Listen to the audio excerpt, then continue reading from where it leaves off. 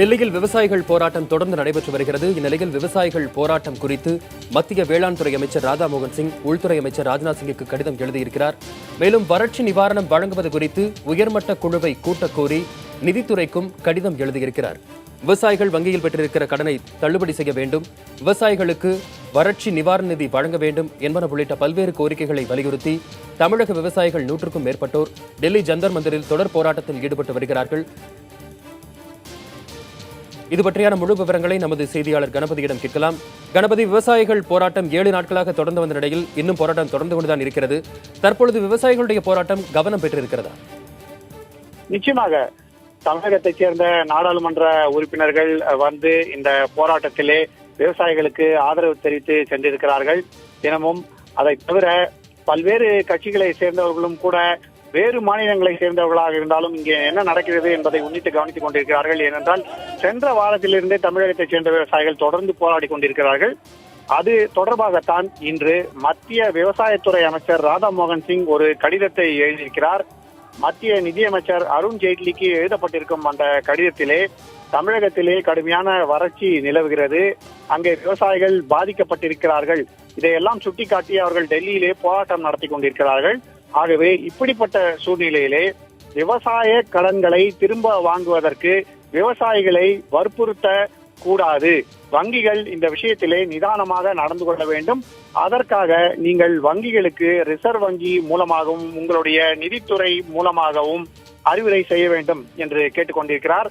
ஆகவே இந்த கோரிக்கையின் சாராம்சம் என்னவென்றால், விவசாயிகள் விவசாய கடனை தற்போது திருப்பி செலுத்த முடியாத சூழ்நிலையில இருக்கிறார்கள். ஆகவே அவர்களை திருப்பி செலுத்தும்படி தற்போது வங்கிகள் வலியுறுத்தக்கூடாது என்பது முக்கியமான கோரிக்கையாக இருக்கிறது. இதை தவிர அவர் விவசாயிகளுக்கு மத்திய அரசு உடனடியாக நிவாரணம் வழங்க வேண்டும், அதற்காக நான் தனியாக உள்துறை அமைச்சரான ராஜ்நாத் சிங் அவர்களுக்கு ஒரு கடிதம் எழுதி அவர்களை கேட்டுக்கொள்ளப் போகிறேன்.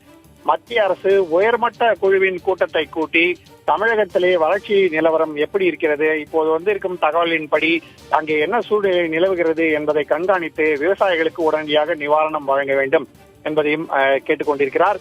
நேஷனல் டிசாஸ்டர் ரிலீஃப் ஃபண்ட் என்று சொல்லப்படும் அந்த நிதியில் இருந்து அவர்களுக்கு நிவாரணம் வழங்க வேண்டும் என்பதையும் வலியுறுத்தி இருக்கிறார். ஆகவே அடுத்த கட்டமாக இன்னொரு கடிதம் உள்துறை அமைச்சருக்கு செல்கிறது. இன்று இந்த கடிதம் நிதியமைச்சருக்கு வந்துவிட்டது.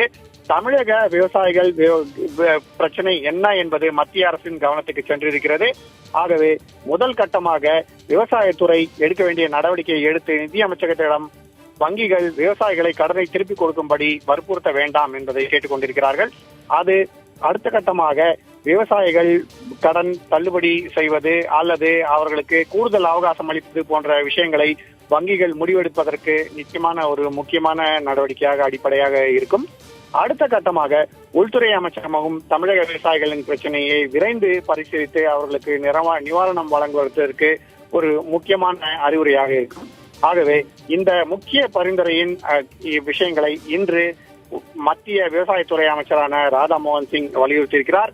இனி மற்ற துறைகள் என்னென்ன நடவடிக்கைகள் எடுக்கின்றன என்பதை கவனித்து பார்க்க வேண்டும். இதற்கிடையே விவசாயிகள் போராட்டம் தொடர்ந்து கொண்டிருக்கிறது.